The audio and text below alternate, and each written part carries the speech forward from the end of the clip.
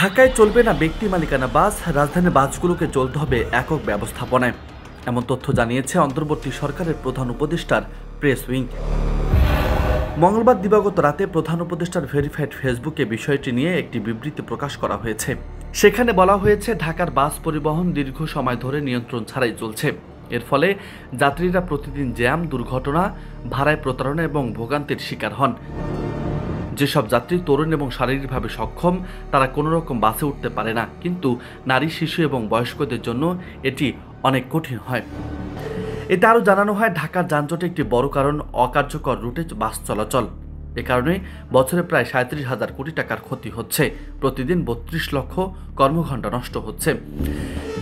Press wing জানিয়েছে, সব বাস একক একটি ব্যবস্থাপনার অধীনে চলবে। কোম্পানিগুলোকে নির্ধারিত রুট ও স্টপেজে থামতে হবে।